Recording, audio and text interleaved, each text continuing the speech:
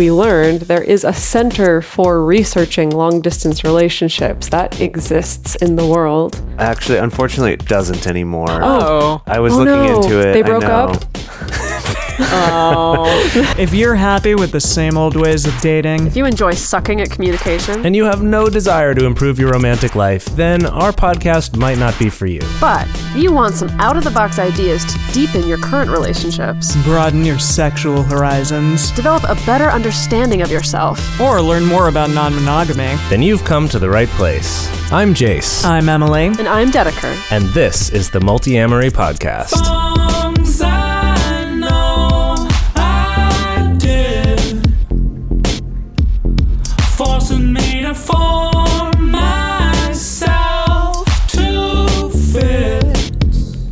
On this episode of the Multiamory podcast, we're talking about spooky action at a distance. What's that? AKA quantum entanglement. What? Oh, sorry, Yeah, just wait. kidding. We turned into a science podcast when you weren't looking. Yes, this is on this episode of Stuff You Should Know. I hope not. No, we're talking about spooky partners at a distance, also known as long-distance relationships. Oh, do they have to be spooky?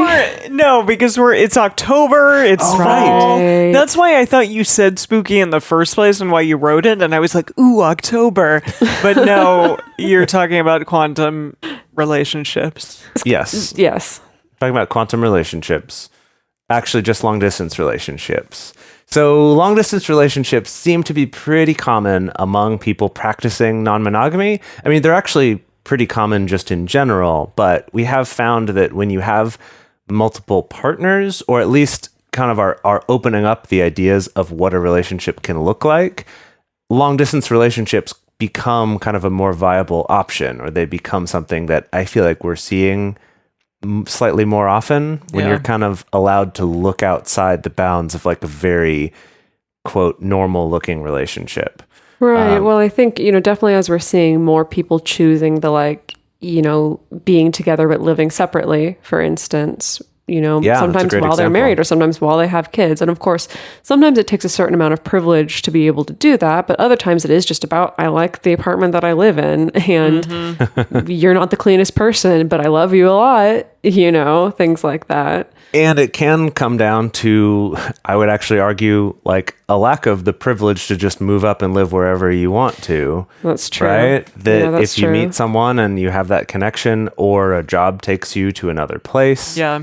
Right? That this actually is a pretty common thing. And the three of us have all had experience managing long distance relationships of our own.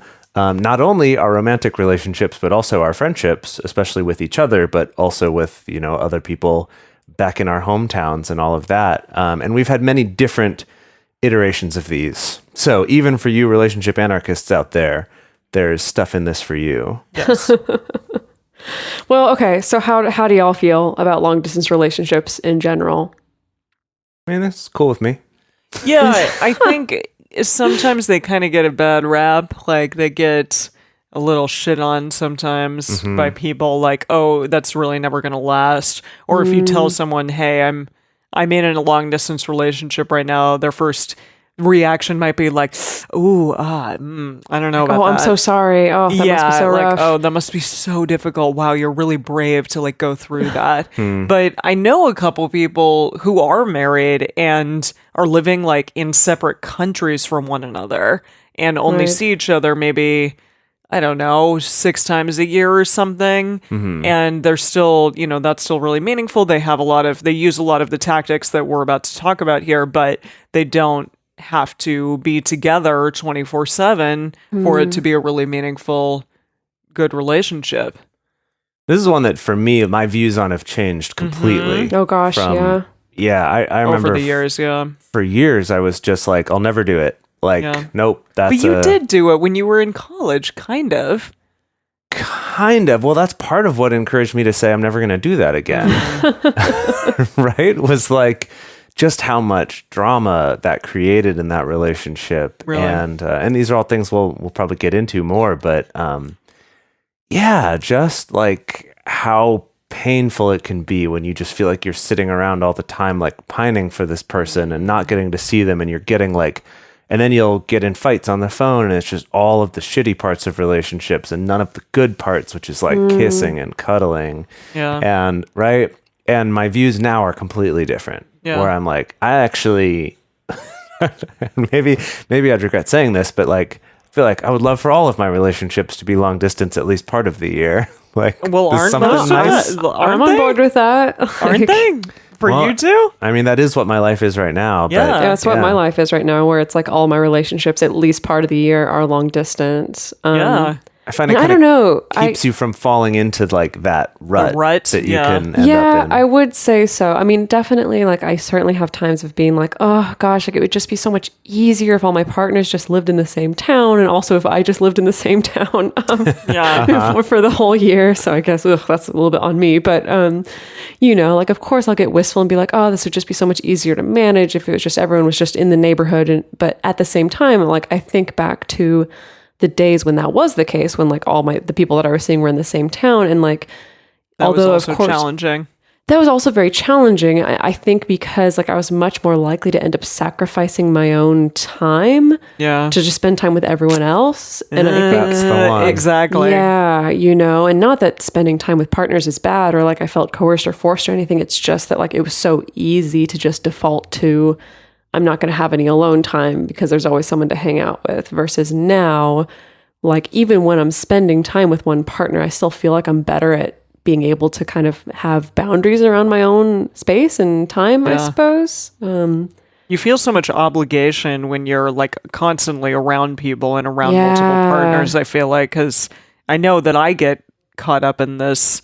You know, I have like my multiamory days, and I have my days when I see my friends, and I have my days when I see my boyfriend, but not very rarely are those times also for myself, or like when I kind of carve out specific days or even hours for myself. It happens so infrequently, and maybe Yeah. I'm just not as good at setting those boundaries as the two of you are.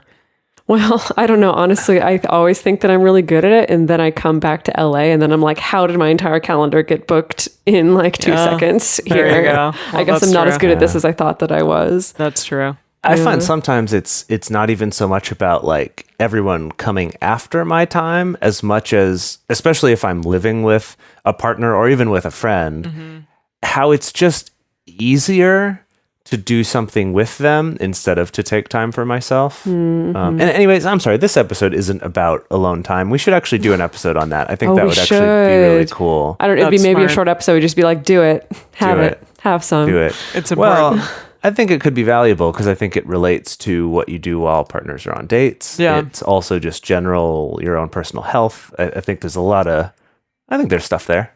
Yeah. We'll look into Okay. it. We'll see if Yeah, there's an that makes episode in it. sense. That makes So, sense. do you think that it is easier to stay connected digitally? And I mean, obviously, it is Just like far easier more. than it used to be. It's far easier to stay connected digitally, but does that does that in and of itself make long distance relationships also easier? Because you're not, for example, just having to call on the telephone every night or every week, or sending like snail mail letters, that'll Jeez. take weeks to Yeah. get there. For example, Yeah, you get, I we're think- looking at you, Dedeker, right now. It's true. It's true. I do though think We're not in definitely the same like place. a big difference is just the ease of being able to have like video calls, for instance. Because I remember being in a long distance relationship in my early 20s when like bandwidth wasn't really great enough to do super smooth video calls. Like you could do some maybe Like- grainy, choppy, awful ones, Yeah. you know. So for the most of it, it's like at least you had the advantage of being able to instant message back in those times, less so of texting. And even then, even being able to instant message, I was still kind of like, this sucks, and I never want to do this kind of relationship again. And Well, but yeah, I and you're do like at a think- computer. You're not just like Yes. phone in your hand, Yeah, wherever. That's or even true, yeah. not even being able to see the person all that often as well, Yeah. like not even be able to see pictures or anything. Like, so I do feel like things changed, at least for me, just with being able to have access to like video so much easier than we ever did before. Not that it's a good replacement for the real thing, of course, but I do think that for a lot of people, it makes long distance relationships easier. Yeah. Well, it's interesting actually in looking into some of the research that's been done about long distance relationships. One of the things that was cited as a potential pitfall is when you're having more phone conversations, you lack the like visual, I think text conversations even more so because you don't even have tone of voice. Yeah. But that you're lacking like the visual cues, right? For how someone is saying something when they're saying it. And I was curious actually, because I haven't seen any research about that. Like, how has the availability of video affected the way long distance relationships go and kind of what the pitfalls are? Yeah. I think probably because it is such a relatively new thing and it can take a while for studies to come together. But I actually wonder if you might see a significant difference between couples who do more of their talking over video versus ones who just do audio. In terms of like the numbers that is of interesting, and especially since we learned there is a center for researching long distance relationships that exists in the world. Actually, unfortunately, it doesn't anymore. Oh, I was looking into it. They broke up. It was a particular professor who started this, and they didn't give a reason why. Someone else created a site to like keep their work out there in the world, but unfortunately this center for the study of long distance relationships doesn't exist anymore. Okay, either they broke up or they finally moved to the same town or something. Yeah, they're like, we're not long distance anymore. We can't. Yeah, we don't need to study it anymore. Yeah. Right. Well, okay, but I guess the important thing is that like research has been done upon this. This isn't just a weird aberration in relationships that's not being thought about or talked about. Not being thinked about. Yes. Yes. Yeah, it is. It's definitely more prevalent, I think, than it has been in the past. And people I don't know. I don't know if it is. That's an interesting question. Going and, for example, like Match.com or something, you can go on there and like start up a long distance relationship over the internet for the first time, probably. Well, maybe Match.com has been around for a long time, but I think that... I think Emily has a good point. It's like the fact that it's like easier to get into a long distance relationship in the first place since you can connect with people from around the world if you really want to. I suppose, you could develop a relationship with someone in your WoW guild. And exactly. Oh my goodness. Yes. No, people I interviewed for my book like met in their WoW guild. Of course they did. That's happened with a lot of people. I think also, just the fact that you can like go on vacation and just like pull up Tinder and it's a lot easier to just meet someone who lives in another country. Mm-hmm. And, then if you realize you're really into them, then it can keep going. And also I think the fact that, I don't know, there's a number of factors. I think like it being a little bit, it's kind of like easier for people to do things like work remotely, for instance. And so like if they want to stay in a particular city where they're very comfortable, like they don't necessarily need to up and move across the country for a job if they don't want to, if it's like where their partner is or whatever. I feel like people kind of have a little bit more freedom of choice of where they're going, which I think on the one hand could make it easier for there to be fewer long distance relationships. But I think on the other hand, it also enables more of them to be maintained, as it were. Absolutely. Yeah. So, okay, let's talk about some stits and stats regarding all of this. So apparently, according to the Journal of Communication, long-distance relationships have the same or more satisfaction in their relationships than couples who are geographically close. That's really interesting. It is interesting. And the thing we unfortunately don't know is kind of specifically how long they've been long distance. This is kind of an average of all of them, right? Right. That were done in this study. Yeah. It's interesting, though, because it reminds me of statistics that we talk about sometimes about polyamory and about non-monogamy. That's the same thing, that like levels of trust and relationship happiness and satisfaction have been shown in several studies to be the same or more as their monogamous counterparts. And it's just sort of, in both cases, I think people's assumption without knowing much about it is like, oh, you must be less happy in that. Yeah. Right. That must be something you do because you can't find the other. Right? Like you must do long distance only because you can't be together, or you must do polyamory only because you can't find the one. Right. But it is kind of that principle of like, if you have, adults who are like consensually and proactively choosing a particular form of relationship and are still dedicated and committed to Yeah. that relationship, then it makes sense that it would be about the same level of satisfaction as they would even if they were in like a geographically proximal relationship, as I believe all the studies are calling it. Yeah. Geographically A proximal. GPR. Yeah, one of those. There you There's go. LDRs and GPRs. Yeah, That's good. I like that. They also found that the long-term chances of success, and now, I mean, what the heck is a long-term chance of success?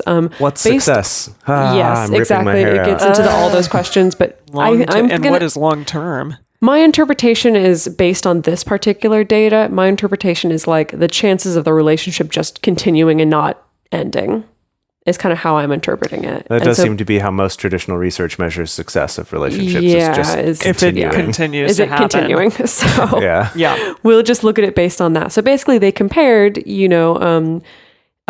relationships that were in the same location to long distance relationships at 3 months, 6 months, and 1 year. And Oh, so you they mean find, GPRs and LDRs? yes, I do mean GPRs and LDRs. I don't Wow, want to you confuse were in people rare because form. No, tonight. I know. That's really confusing.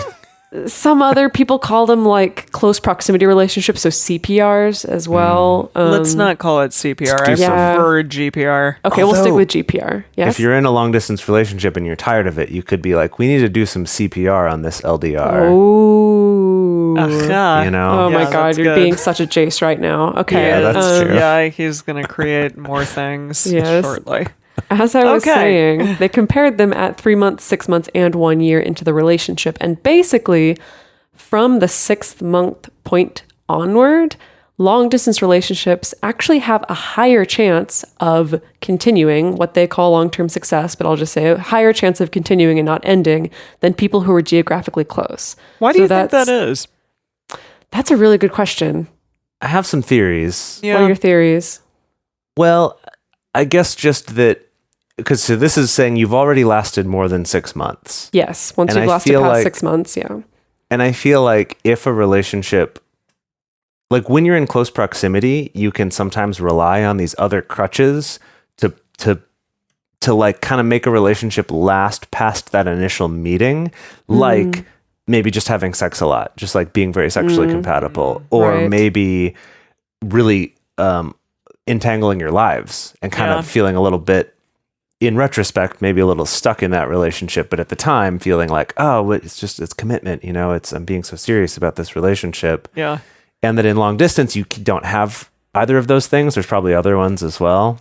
That I think it's like, if that lasts, then, It really means something.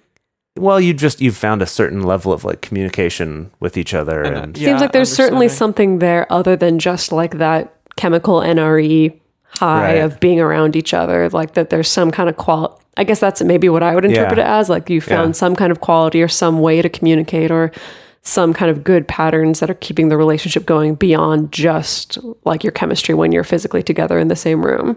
yeah. Yeah, Yeah, that makes that's sense. cool.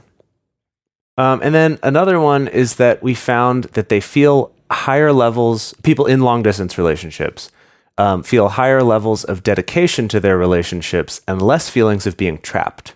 And that's what I was going to say as to why maybe it works for a longer period of time than some closer proximity relationships. Because they have the lack of feeling trapped, of feeling like they have to spend every waking second with that partner. Yeah, I guess Yeah. that's true, huh? Like if you're long distance, I mean, I know it's so easy when you're in NRE with someone to want to spend every waking second with them, but then Yeah. maybe that sets up some unsustainable habits or unsustainable Probably. expectations. But if you're at a distance, I guess it's a little bit harder to fall into that particular habit. Yeah, From a presumably. distance. Sorry, I just had to. Okay, that all right. Song Got popped that in in my head. there. What song is that? It's Is that it's a Christian. Yeah, pop song. I knew it. But it was I knew but it was like on the mainstream pop charts. No. It was on the mainstream pop charts. Who was it? Do you remember who that was by? No, I don't know. You guys that. were probably too young. This was Yeah. like when I was in elementary school. Is when that No, was. we were fetuses then. That's not true. We were my very goodness. young. I'm not that much older than you. You're 6 years older than us. Yes, when I was in Okay. elementary school, you were not a fetus. Almost. Okay, sorry. So So anyway, I did want to say, though, I think this one's interesting because it's related to that idea of like not entangling your lives as much as it might be tempting to do when you're in that NRE. Yeah. Like we always say, don't sign anything in the first year, at least. You're probably not going to do that. Because it's so tempting to do, but if you're long distance, That's I not don't think going to you're going to do that. Yeah. I guess that's true, huh? Just signing up for like a Skype contract together. Well, that thing that I know, exists. it's not a thing. I'm just saying like something like that to help your long distance relationship out. There's some other stats and stats we could throw at you. I found these ones a little bit more boring. I mean, there's stuff like it's like the average long distance couple. It's the average distance that they're apart is 125 miles, which honestly to me feels like absolutely nothing whatsoever because I'm frequently halfway across the world. But yeah, I get it. The struggle is real. Or things like the average apparently is people see each other every 1.5 months or so. Is that correct? We've heard kind of conflicting things. It's either that they see each other every 1.5 months or they see each other 1.5 times a month. Which would be 3 times every 2 months. So somewhere in that range. Well, anyway, when we do our own research study on this, then we'll get our own numbers and we can crunch that and let y'all know. Exactly. Anyway, but I mean, outside of those kind of silly stats, I think these more serious ones that we were talking about, I think is very encouraging, actually, to know that it's like, actually, you have a pretty good chance at success, even if your relationship is long distance. As long as, provided you're doing all the things that are necessary to have a good, healthy, sustainable relationship, but it's not that you're necessarily at a huge disadvantage against someone who is geographically proximal, as it were. Yeah. All right. Those old GPPs, geographically proximal partners. Oh yeah. It's like, what's the other P? No, this will be like a government meeting where like everything's acronyms. Just GPP. Yeah, you know me. Okay. Either a government meeting or a freaking cult. Yeah. Both good things. Yeah. All right. So, do we have some tips for hips? From some hip tips. Yeah. For chips. Man, hip tips for chips. That's what I just said. So something that Emily pointed out last time is like we've revisited long distance relationships a couple times, and like our first time we did it, we only had 3 tips, and then next time we had 5 tips. 7 tips. 7. We upgraded up to 7. Okay, so then we're like, okay, this time it's got to be like another odd number because that is more like weird prime number or something. Correct. Yeah. So I think we got like 9 tips, maybe even 10. We got a lot. I just stuff counted, here. and it's 9. It's 9. Okay, great, 9. But some of them are kind of multi-tips. Okay, great. So in like 3 years or so, we'll be up to like 25 tips for oh my gosh. a healthy long distance relationship. we stick with better us, like folks. run through those super quickly. Exactly. All right. Okay. What's our first one here? Okay, so our first tip is to cultivate your own social life and your own interests. And this one, it basically sounds like the same advice that we give for any type of relationship. It's true. Be your own person. Yeah, connect, have friendships or other partners or, whatever it is. Don't just sit around kind of pining and waiting for the moment that you get to talk to them again. Because if you think about it, like that's not what a healthy in-person or geographically proximal relationship looks like. So that's also not how a healthy long distance relationship looks. Yeah. Right. It's just be interesting, and the other person will be more interested in you, and you'll be more interested in your own life, just by being interesting and doing stuff, like figuring out what it is you like and what you like to do. Right. I think I was reading somewhere, and I didn't include it in our show notes because like they didn't exactly back this up with research, but like some article mentioned that women tend to do better with long distance relationships or that struggle less. And like I said, they didn't back it up with any figures. So like take that with a grain of salt. However, that does make sense with kind of the statistics about how like women tend to just have better support networks. And so they get through breakups like a lot faster than men do, for instance. It's interesting because I've also been hearing about a lot of statistics recently about how that trend of like men not having support groups outside of their romantic relationships is also starting to change. Oh, that's with good. like millennial guys having like the bromance is what the media loves to call it. but that idea that men are having more close, intimate, like emotional, platonic same-sex friends. That's fantastic. So it'd be interesting to see if that changes over time too. Yeah. Unfortunately, still no major studies that also includes people who don't identify as a man or a woman, but that is the trend. But anyway, just, that same takeaway is like still keep investing in your support network outside of your long distance partner. And especially just your also life in general. Yeah. And if you're not monogamous, that of course includes also continuing to invest in your other partners as well. Yeah. Awesome. So second tip number 2. So that is, when you're sharing with your long distance partner, make sure that you're sharing the details of stuff that's going on in your life, even the boring stuff, even when it's just like, I had like this awkward lunch with a coworker today, or, I had to like have this long conversation with my mom. And it's best to avoid generalizations, because like something that's like so great about when you're with a partner who actually is proximal to you is that you get a little bit more of that insight into the everyday stuff, the day-to-day stuff. And so when you avoid generalizing when talking about your life, it helps that long distance partner to have a little more of that snapshot of what's going on in your life. So as in, instead of just saying, I had a, lunch with my coworker, go more into detail about like what you got. Is it like your favorite place? What did you order? What was the things that you talked about? What made it awkward? How did you feel afterwards? Was there anything funny? Don't be afraid to kind of go into more depth. For me, this is minutia. One that I struggled with for a long time and still sometimes do, because I sometimes just felt self-conscious of like, am I just boring this person with unnecessary detail? Like, do they really want to know? But I'd say like err on the side of more, just to kind of help foster that sense of them getting a taste of what goes on in your day-to-day life.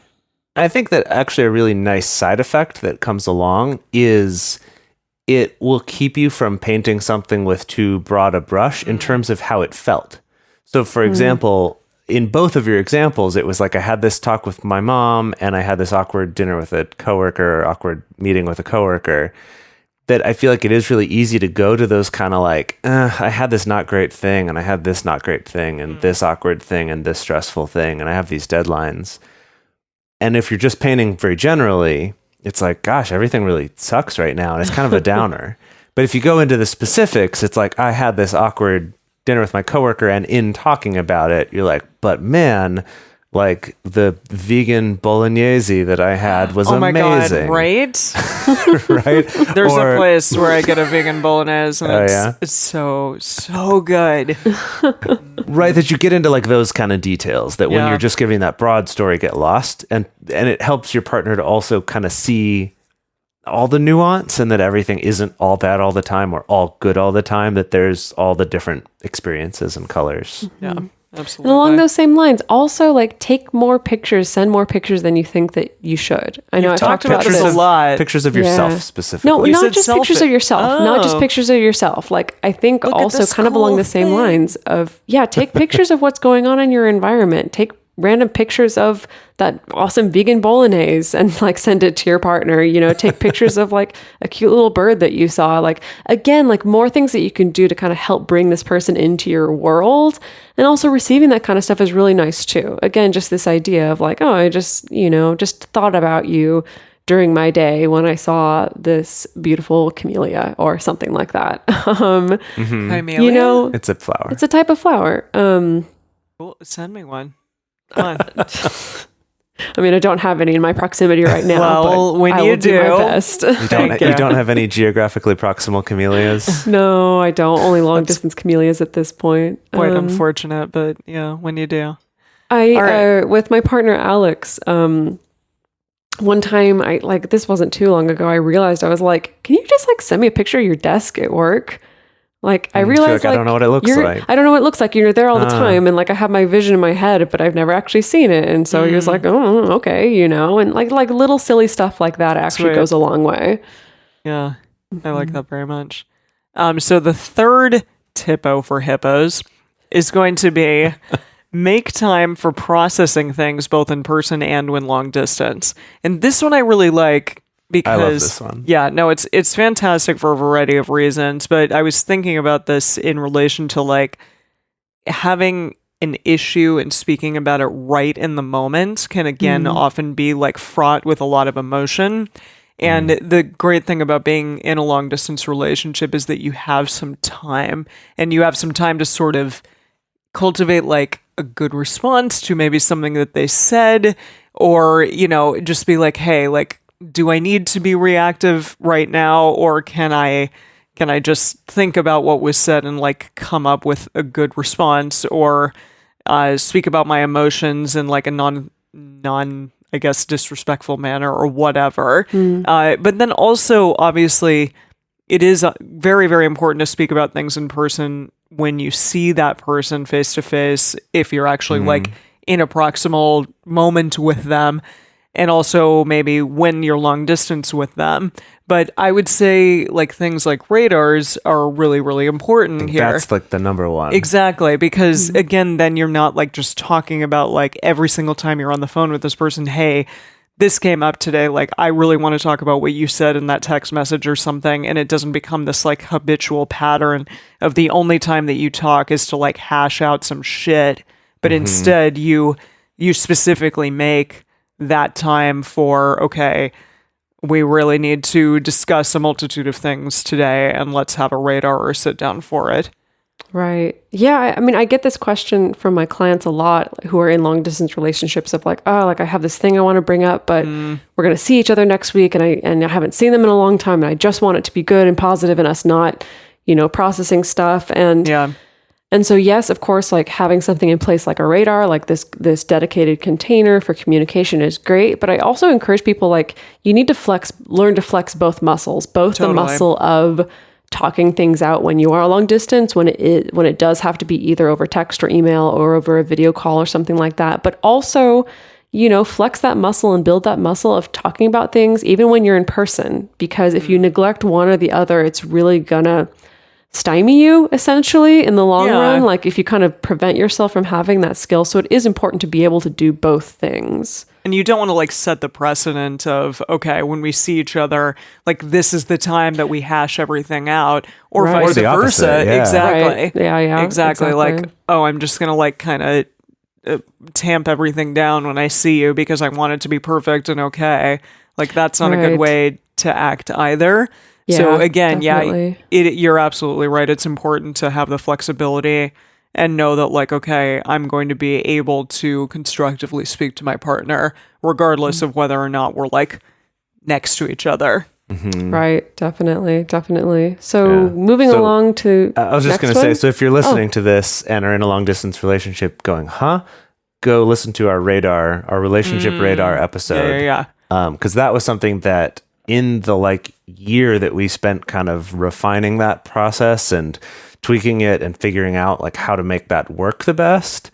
A lot of that was spent with Dedeker and I in a long distance relationship, trying that out, as well as the three of us, you know, even in our like friend and professional relationship, having different configurations of long distance relationships. Yeah. So like it was very much Josh and all of us kind of perfecting the method. But it was especially transformative, I think, for those times of long distance, because it helps you both plan for the times together and plan for the times apart. Yeah. And to do that without it having to take over every single conversation you have. Yeah. That's great. Right. And on that note, moving on to number 4, really, really, really pay attention to love languages. Again, if you don't know what I'm talking about, you can go specifically look for our episode that we did on love languages, or you can just Google the 5 love languages. Most people know about it. It seems if you're listening to this podcast and have any interest in relationships and communication, you've probably heard about love languages.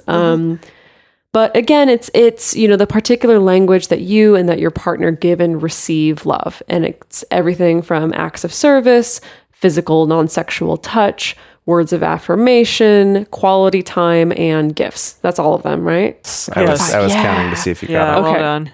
You know, and so really pay attention to what your partner's love language is, because that's really going to make it a lot easier for you to be able to still help them to feel loved and appreciated even when you're at a distance. And yes, that even includes touch, even if your partner's love language is touch. And arguably that's like the most difficult one when you're at a distance, because obviously you can't physically touch each other, at least not yet, not till we figure out some really cool technology for being able to yeah. transmit touch sensations across long distances. But a way of getting around this is like you can still include a lot of touch-based language in your communication. Like you can still talk a lot about like physical attributes of your partner, about like, I really miss the way that your skin feels, or I really love it like when you touch my hair, or I love it when you play with my beard, or things like that. And again, like with all of these things, of course, it's not going to be as good as the real thing as like actually playing with your partner's beard or hugging them or kissing them or having sex with them. But you can still include that language when you are talking to your partner, and it can still kind of scratch that itch if your partner is someone where like touch is very, very important to them.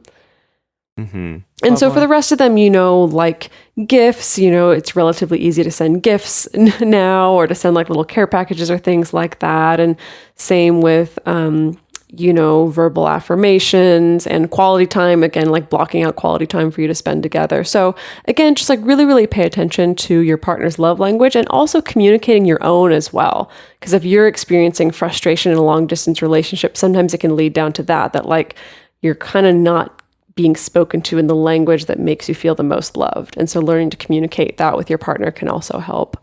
Yeah. Let's move on to tip number 5. Yeah. 5. All right. And this one is to let go of the need to get a response right away, and to figure out a way to communicate a little bit more about that with your partner. So wanted to discuss this a little bit. Yeah. So the first thing is, I guess, easier said than done, maybe. Yeah. But it's this kind of letting go of a need to get a response right away. And I find that this happens particularly with, obviously this is with more text messaging or instant messaging of some sort, Facebook messages, whatever, where in your life, especially if you're in different time zones, but even if you're not, like, you don't know what their life is, right? Like, you don't know what they're doing right now, that it can be really tempting to send a message and then kind of sit there and, did they read it? What the hell? Like, what they is read happening? it, but they haven't responded yet. Oh my God. You don't know what's happening. Yeah. And it's so easy to like make up a story about why they're not responding to you, or just to get upset about it or get anxious. Right. There's a whole host of things. I've been there. I've had all of those things. And is just kind of intellectually like reminding yourself, I don't know what's going on right now. They might be right in the middle of a conversation and they pulled up your thing and clicked on it and saw it, even if they didn't have time to respond right then. And they might be thinking about it, or maybe they did see it at a time they couldn't respond, and then they forgot later, not out of some sort of like, oh, it's because I never think of you. But right, there's just like a whole host of reasons for it. And it's just better for both of you if you don't try to guess what those are. Chill out. Right? Just fucking chill. Jeez, what I'm trying to say. Okay. That's my message to myself. It's just fucking chill. I see. Yeah. Got it. And then along with that is to make it so it's okay to communicate that. For example, I've been, quite a few time zones apart from a partner of mine for the last few months. And actually, we've been like switching time zones because she's been traveling around and I've been traveling around. And so our time zonal relationship, our relativistic time zonal relationship to each other, it has been changing. Yeah. And so it's been extra important to kind of check in of like, what time is it for you right now? Or to say something like, that's really cool. I'm really excited to see more of it. And I really want to see pictures from this event that you're going to right now, but I'm falling asleep right now. Or like, but I'm going to read a little bit and then go to bed. Or I'm about to head to this like family engagement, right? Of kind of just like that little bit of communication of like, I am really interested in you and what you're talking about. And here's my circumstance, which is why I'm not going to respond to you for the next few hours or whatever. Right. Yeah. Right. Yeah. And then the other part of that is, I guess I'm like going back and forth between the giving and receiving, is to let them go. When the person's like, I've got to go to work or I have to go to sleep because it's late or something, it can seem really romantic and cute to be like, no, I don't want you to go. Or like, oh, I'm going to miss you so much. And that can be really cute sometimes. But I've actually found most of the time being on the giving or receiving end of that, it actually really can create a lot of stress and a lot of hurt, and a lot of guilt, feeling like, Oh my God, even if they're you- missing me so much. yeah, or even if you just meant it to be cute, you might actually make yourself more upset than you actually were. Right? If it's Interesting. like, oh, I'm so sad. Oh no, please don't go. And they have to be like, no, I really do need to sleep. Or it leads to them staying up too late and then getting tired, which, as we talked about in the last episode, is just bad news all around. Get enough sleep, Truth. please. So anyway, these are kind of all related, right? It's like, let go of the need for a response right away. Be able to communicate if you can when you're not able to give that, or what's going on in your life. And then lastly is when the other person says they're not available, to go like, oh, cool, great. Like, I'm We'll looking talk forward to later. hearing from you later, or something like that. Yeah. Right. And that leads us to number 6, our next tip, which is to have regular rituals for communication, for dates, and for your in-person time. So that can mean something like, hey, what works for you? Let's plan on every Wednesday night we'll have a Skype call and we'll have a Skype date, and let's just kind of roughly plan on that. Or again, like if you're in a time and a place where you know your schedule a little bit better, like let's just kind of roughly plan that we'll see each other at least every 2 months or so, and that we'll kind of just roughly plan on that. I know we talked about this in our former episode that we talked about long distance relationships, but we came up with this concept of DCT, of direct communication time, and I found that this has actually worked out quite well in my relationships when I'm long distance. I thought it was dedicated communication time. Oh, yeah, sure. That's what I meant, is dedicated communication time. Our acronyms are more important than the words themselves. Apparently. Exactly. Dedicated, Anyway. direct, whatever works in the moment. Yeah, exactly. So the DCT, essentially, like what I've worked out with some of my partners is this idea of like, okay, so we have kind of our regular Skype time and we have our plans around seeing each other in person and stuff like that. But we've decided to also set aside literally just like 15, maybe 30 minutes, but like it can be as little as 15 minutes where we just know it works out with both of our schedules and our time zones that we know for 15 minutes we're available either for a phone call or a video call, or most often just texting with each other, but just knowing that like we're able to have a real-time conversation while texting with each other. And it sounds like a kind of silly and like a little bit insignificant thing, but I found that it actually makes a major difference, even being able to have, even if you're texting throughout the day, but even having just that 15 minutes of just dedicated time where, you know, I can bring something up if we need to figure out something logistically in the moment, or if we do want to have that be our little regular check-in about our day or whatever. But again, just finding the time that works for both your schedules. And again, it can be short and it can be flexible. I would say ideally it should be short. Yes, Yeah. ideally it should be short. Setting But the again, where you precedent. can still have that real-time conversation, and it does make quite a bit of difference. Yeah. Yeah, that's lovely. And also just be okay with rescheduling those things. Like if you do that weekly, you know, every week on Wednesday nights is when we do our call. Like it's okay to change that sometimes too. But by having it in advance, and if it's on your calendar, if you schedule something that's on a Wednesday, you know, oh, I got to reschedule this. Yeah. Like by planning it in advance, even if you have to change it, even if you end up rescheduling it every week, it's at least there as a reminder of like, I've scheduled something at this same time. We need to We're have a gonna do this. conversation about rescheduling it. Yeah. Right. And then the other one about that was for something like if you're doing something less often, like a radar or, you know, kind of like a longer hangout session, something that Dedeker and I have found to be helpful is scheduling the next one at the beginning of this one. So not waiting till the end, you know, where often you're like both tired and it's like you want to eke out every last moment of hanging out with each other, and then being like, oh crap, well, we'll schedule it later. And then a week goes by and you haven't rescheduled it. It's just right at the start, actually. It's like, oh, this is awesome. Let's schedule our next one before we even start watching a movie together or whatever. I need to remember to do that on my radars too. Yes. Yeah, definitely. It's And like that's good it's for long distance. I know. on the radar worksheet. It's like at the top of the page. Yeah. Schedule the for next one. time. I know that's very, very smart. Absolutely. Okay. So number 7. 7. Avoid checking in with your partner too frequently.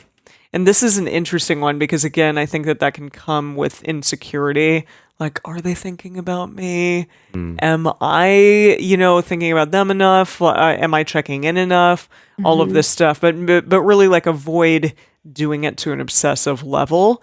Because, again, it's probably not really going to make you feel better about your time apart from them. There are moments probably where you're going to feel anxious about what's happening in your relationship, if it's going well, what your partner's thinking. But again, like going too much, checking in too frequently, that's probably going to maybe make your partner feel a little annoyed with you, maybe a little resentful sometimes. That's something that you don't really want to do. And it could also be a sign of just a deeper issue that's going on. Do you have insecurity? Do you have jealousy? Is there a lack of trust there? Just, anything along those lines, like what's really going on. And hopefully if you have the understanding, like, hey, I feel as though maybe I'm annoying my partner with how often I'm checking in, that you have the wherewithal to kind of say, okay, what is actually going on here? And the ability to ask yourself, like, what do I actually need? What's going on? Or to, if you see it in your partner, be like, hey, like, I see that you're checking in a lot. And every time we kind of have this conversation, like, yeah, I'm good. Are you good? Like, what's really going on here? Is there something that you need from me? Are you feeling anxious about something? Can we have a discussion about this? From a statistical standpoint, actually, long-distance relationships, they're less likely to have infidelity than close proximity relationships, according to some studies, which is fascinating. It is. Because, again, people are like, oh, if you're in a long-distance relationship, they're going to cheat on you. Yeah, that is sort of the conventional wisdom, right? Yeah. Well, now I want to ask, why do you think that is? Well, because, I mean, again, it's like that idea that, oh, well, I'm not there to, like, monitor their moves. I think that's it. Yeah, they're, because I'm not around them, they're just going to go hog wild and like sleep with whomever. Well, but whenever. no, I'm asking like, but why is it that in reality, long distance relationships are less likely? Well, no, that's what I mean. I think that's the deal. Is that so this from the studies that we were looking at. Yeah. One of them, I think, showed that it was slightly less likely that long distance relationships would have infidelity than proximal ones. But that most of the studies seem to be like they're equal. Like it doesn't make a difference, which still goes against the conventional wisdom. Yes. But I think it's actually more about that idea of like constantly monitoring your partner's behavior is something that I think in traditional relationships, we delude ourselves into thinking that by doing that, we're somehow keeping them more faithful to us. But instead, it's like, this is not an attractive quality in you. Well, that Perhaps. too, that too, but also just that it doesn't actually make any difference. Sure. Like that you don't have this like mind control over them. Of and course. even if you were in a relationship where your monitoring was the thing keeping them from cheating on you, you got a whole host of problems before that. That's true. That's true. You know? So I guess I feel like it's kind of, it's more, and from some of the stuff I was reading, it's like infidelity happens in relationships because of a lack of communication and like honest communication in that relationship. Yeah, like what do I actually want here? Right. Maybe I want to have multiple relationships. Exactly. Yeah. Exactly. It could be that sort of conversation that hasn't been had, and that's not something specifically tied to distance or not. Yeah. You know? Right. Yeah, that makes sense. And actually, that does lead to number 8, which is to make sure that you are clearly communicating about expectations. This can include having conversations about how often can we visit each other? You know, taking in mind not only the distance, but also availability of time, money, money, because it definitely costs, it costs a lot to travel to be able to see somebody. Have conversations about, do you ever want to live close to each other? And it's interesting that when we're, doing all this research for this episode, most articles are written with a traditional monogamous audience in mind. And so most articles are saying, have an end date. Exactly. You need to have an end date to this long distance. Like you need to have a time when you know you're going to live in the same city or in the same house or going to move closer to each other or something. And but polyamorous relationships may never have that. Yeah, that's true. I mean, I think that if you are conducting a more traditional monogamous relationship, that may very well be part of the conversation, part of the ongoing conversation, to have an idea of, how long are we willing to tolerate being long distance? But that may not be the case for you. That may not be what you want. You may not be interested in eventually moving to the same city that this particular partner is in or having them move in with you or whatever. So again, having those conversations on an ongoing basis, like checking in about that. It's a great topic for a radar to, again, just kind of check in about living situation, how you're feeling. Do you want to come visit for an extended period of time, like for a couple months, if you can pull that off? Or do we want to try living together or living in the same city or something like that? Or are we not interested in that at all? And all that's okay, just as long as you're communicating about it. Also talking about what you each expect for your individual futures. I know it's hard sometimes when you don't know exactly what the future is going to bring, but if you have some ideas about your career or what you want to do as far as building a family or not, or traveling or having a house or not, or whatever, again, having those ongoing conversations. And then also really, really important, it means also clearly communicating with your other partners, if you have other partners, especially geographically close partners, about your long distance relationship as well. It can be really easy to fall into this mindset of like, oh, out of sight, out of mind. This other partner doesn't really exist, or this other relationship doesn't really exist, or it doesn't have any influence on my relationships that are proximal to me. But it's important to make sure that, if you have multiple partners, you're talking to all of your partners about your long distance partner the same way you would as though it was someone who lived close to you, that you're still giving the appropriate weight and attention and time and investment that is, appropriate and matches, however invested and committed the long distance relationship happens to be. And to let that long distance partner know that that's something that you talk about too, right? Mm-hmm. To be like, oh, I was actually just mentioning this thing to my other partner about you, about this thing that we were talking about, whatever. Again, hopefully it's something that's appropriate to share based on your relationship agreements and what that person's okay with.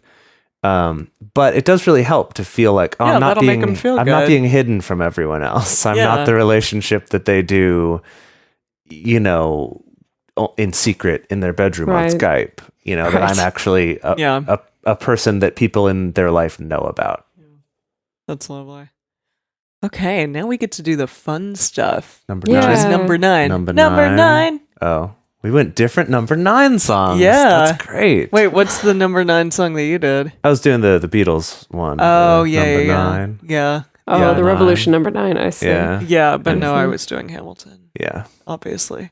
Got it. So number 9 is, let's talk about some specific ideas for fun stuff to do with your partner.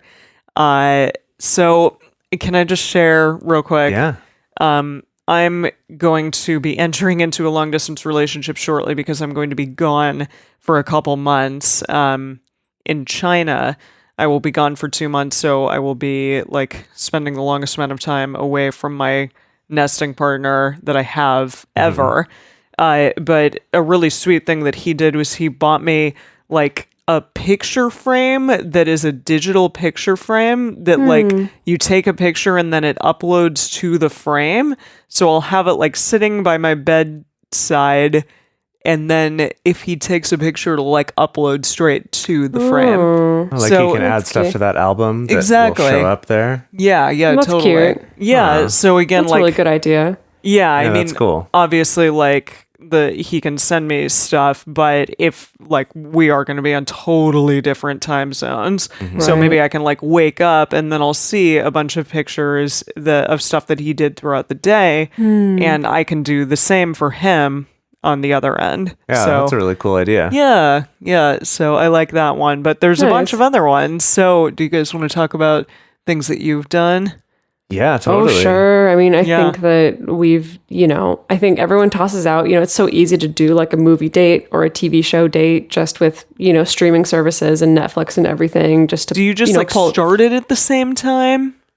So there's a few ways to go about that. One is starting it at the same time, which is honestly most often what we do. But there is a service that I started using recently that's it's called, what is it? It's called Rabbit. Abane. It's Rabbit. I'm just like, is it rabbit.io? No, it's rabb.it. But Rabbit. And it lets you essentially like create a private room or whatever. So you could have a whole group of people, but you can share a tab from your web browser essentially. So you could have YouTube up or Netflix or, whatever it is, and can be watching something while the other person's watching through your streaming link. Yeah. Anyway, I found some luck with that. It makes it easier to like, especially if you're watching something you want to start and stop a lot and talk about. That's a lot easier than trying to sync up like, wait, okay, how many seconds And are you at? 3, Okay. Right. 2, 1. Wait, do we go on go or yes, 1-1? No, what? Get on. I've definitely Go, had that conversation so many obviously. times. God. Yeah. Exactly. What else do we got, Deds? I love doing book club. I haven't done one in a little while in my relationships, but just picking out a book, like either picking out the same book that you're going to read and talk about, or suggesting different books to each other. Like maybe that, one of your favorite books you suggest to your partner, and then your partner suggests one of their favorite books, and then you both read and then discuss. Any kind of exchange like that is really great. It's been, like I said, it's been a while since I've done it, but What I like about that option is that it takes off that pressure of having to both read at the same rate. oh, that's true. That's true. Is that if you're both you're each reading a book that the other person's already read, it's okay if you're kind of out of sync in how much reading time you have. That's No, that's smart. true. You don't have to worry about like spoilers or anything like that. Yeah, exactly. Or maybe, maybe you'll read through like 3 books that I've read in the past and we can talk about in the time it takes me to read through one of your favorite books. Yeah. I don't know. Now that you're this like badass speed reader these days. Ooh. Well, You were doing that before. well, So whatever. I did just finish a book on the plane back here to LA. Oh, so, well. One of my favorite things are video games. Woo. Obvi. Yes. And you two like did video game dates, right? Oh, all the Oh, time. yeah. I do Yeah. video game dates with Alex as With well all the everyone. time. Yeah. So great. Yeah, and Yeah. video game dates can work in a couple different ways. It could either be a video game that you can play online with each other. Our favorite right now is Stardew Valley for that, I because know they I need added to get in on that. multiplayer to that. So Dedeker and I have a nice little farm together. I It's our know. little Where love we- farm. I know. I We want raise a farm. chickens and rabbits I and want one. cows Get and me in on this plants. Yeah, you got to buy the game and then we'll add you to the farm. Or it could be something else that Dedeker and I do a lot is we'll play like point and click adventure games where one person will be the one playing and we'll do a screen share. Yeah. So and the then other person collaboratively like make Right. the Do this, do decisions this. or Yeah. be like, oh, did you Yeah. click on that thing up there? Like, oh, what if that clue's related to this? yeah, that's awesome. I Yeah. love that. Yeah, done a lot Probably of that. probably wouldn't work as well if like one of you's like playing Super Mario and the other's commenting. Like that might be less fun. But if A it's little a less story based fun, yeah. game, you kind of get to talk about like, I remember they talked about this thing, you should go check that. Yeah. It's a fun way to interact. Or if that's you're a little awesome. more hardcore, there's always MMOs. Oh, yeah. I Yeah. definitely maintained many relationships in the past over WoW. Yeah, or you could get into Second Life or Yeah. Oh, yeah. Yeah. There's Lots a of good lot of options there's a out lot of there. options out there today. Yeah. Boy Definitely. Mayor, Second Life. Yeah. And what else? What other fun things are there that we can do for our partners long distance? Oh yeah, I liked this one, sharing a recipe. Like Yeah. I saw that on something that you both could like set up the your Skype going on or whatever and like you do a recipe Oh, like that you both night. cook the same thing. Exactly. Oh, and then you interesting. try That's it cool. together and you're like, look at what I made. Was yours as good as mine? No. I was going to say, actually, it kind of turns into a cooking competition a little bit. Oh then. yeah. Oh my gosh. Great British Baking Show, that shit. Or maybe you teach the other person a recipe that you like to make. Oh, that's cute. I I only like really that. make one thing really well. Well, there you go. That's your Yeah, you get. This is a you can one-time teach it. use. It's my Yeah. vegan pad thai. It is really good. I will attest to that. Thank you. Uh-huh. Yeah. Yeah. also, I will tell a personal story about something that Dedeker did for me once. Oh, yeah, this was sweet. Where she coordinated with one of my friends who works with me about ordering a lunch for me, where she was in a different country, but she ordered lunch for me through TaskRabbit. And so they came and delivered, and it was a place that we had gone together and that was, important to us and significant to us. And that my friend was like, hey, like, don't go to lunch yet. Don't go. And you're like, the fuck? I was just like, what? He's like, just trust me. Like, don't go to lunch yet. Like, just wait. So I waited, and then he got it from the delivery person at the door, and then he was like, this is from Dedeker. And it was sweet, and I probably cried. I don't know. I think I remember you telling me that you cried. Unquestionably. Well, I think we ended up video chatting a little bit while I was eating it. Yeah, that sounds about right. Yeah, so fun stuff like that is nice. I feel like it's pretty easy these days to send people surprise stuff. It's easier in the U.S. It's harder. Easy in the U.S. Because I tried to do that for you, and I was like looking into like services in Singapore that did the same thing, and I was just like... Well, Singapore is much more stubborn about these things. But yeah, I mean, like if you're in the U.S., if you can afford an Amazon Prime account, or not, even if you don't have a Prime account, like it's just so easy to be able to send something to someone remotely, like whatever you want, whether it's, new socks from Amazon, or if it's, one of those cool, like the serial killer sending you a letter every month for some, which I don't understand the appeal of those, but some people are into it. Yeah. Things like that. It's like we'll tell you about it later. Yeah, we'll talk about it afterwards. Jeez. Okay. Well, so many fun things to do. Yeah, seriously, a lot of fun things. We'd definitely love to hear from you. Of course, like long distance relationships, the whole topic is very relevant to us. So we're always open to hearing from all y'all listeners of like what you found is really great for your long distance relationship. Or also let us know if you're still in that phase of, I guess it's not really a phase, if you've still chosen to be like, nah, never going to do that again. Not for me, because want to hear about that too. That's totally okay too. Anyway, the best place to share your thoughts with us and with other listeners is on this episode's discussion thread in our private Facebook or Discourse forums. You can get access to those groups, and you can also join our exclusive community by going to patreon.com/multiamory. In addition, you can share with us publicly on Twitter, Facebook, or Instagram. You can email us at info@multiamory.com. You can leave us a voicemail at 678-MULTI-05. Or you can leave us a voice message on Facebook. Just like slower than normal. It was good. Multiamory is created and produced by Jase Lindgren, Emily Matlack, and me, Dedeker Winston. Our episodes are edited by Mauricio. Our social media wizard is Will McMillan. Our theme song is Forms I Know I Did by Josh and Anand from the Fractal Cave EP. The full transcript is available on this episode's page on multiamory.com.